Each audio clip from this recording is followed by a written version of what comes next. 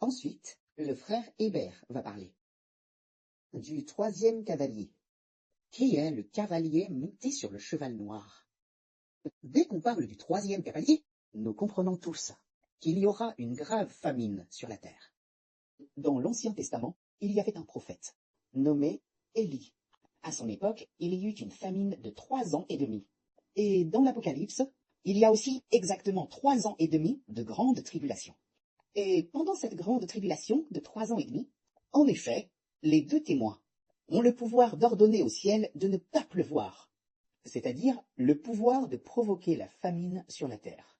Nous savons donc par là que le troisième cavalier est le frère Élie du Nouveau Testament. Lisons cela. Quand l'agneau a ouvert le troisième sceau, j'ai entendu la voix du troisième être vivant qui disait « Viens !» Et j'ai regardé, et voici, un cheval noir est apparu. Celui qui le montait tenait une balance dans sa main, et j'ai entendu comme une voix au milieu des 4 êtres vivants, qui disait « Une mesure de blé pour 1 denier, et 3 mesures d'orge pour 1 denier. Quant à l'huile et au vin, ne les gâte pas. » Alors, qui est ce cavalier? Ici, il est dit une mesure de blé pour 1 denier, et 3 mesures d'orge pour 1 denier. Qu'est-ce que cela signifie? 1 denier équivaut au salaire d'une journée. Il faut le salaire d'une journée pour acheter 1 mesure de blé. Le salaire d'une journée.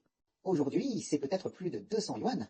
Si un ouvrier travaille en usine, c'est peut-être environ 200 yuan. Donc, il faut plus de 200 yuan pour acheter 1 seule mesure de blé. On voit que la famine est très grave, extrêmement grave. Et quant à l'huile et au vin, ils ne doivent pas du tout être gâchés. Mais aujourd'hui, quand nous mangeons la nourriture que nous ne finissons pas, nous pouvons la jeter à la poubelle. Mais à cette époque-là, ce sera absolument impossible. Et quant à l'huile et au vin, ils ne doivent pas du tout être gâchés. On voit qu'à cette époque-là, la famine sera très grave. Alors, ce cavalier sur le cheval noir, ici, il est dit celui qui dit « Viens ». Qui est ce chérubin? C'est le chérubin qui a une face d'homme. L'ange chérubin, dont la face ressemble à celle d'un homme. Cet ange chérubin est appelé à garder ce cavalier sur le cheval noir. Et ce cavalier sur le cheval noir, puisqu'il a le pouvoir d'empêcher le ciel de pleuvoir, et le pouvoir de provoquer la famine sur la terre. Il est l'Élie du Nouveau Testament.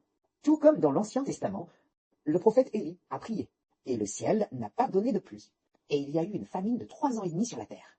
Cela signifie que cet ange chérubin, ce frère, aura à l'avenir le pouvoir d'empêcher le ciel de pleuvoir et de provoquer une famine de 3 ans et demi sur la terre. Ce frère, à l'avenir, il sera avec le frère Hébert, pour être les 2 témoins, pour œuvrer ensemble, pour prophétiser ensemble comme prophètes, prophétisant sur le monde, prophétisant la destruction du royaume de Satan, prophétisant sur la nation d'Israël, qu'Israël recevra le royaume, prophétisant que Dieu donnera le royaume à Israël. À l'avenir, toutes les nations et tous les peuples connaîtront ces 2 témoins. Que la gloire soit rendue au Père et au Seigneur. Amen.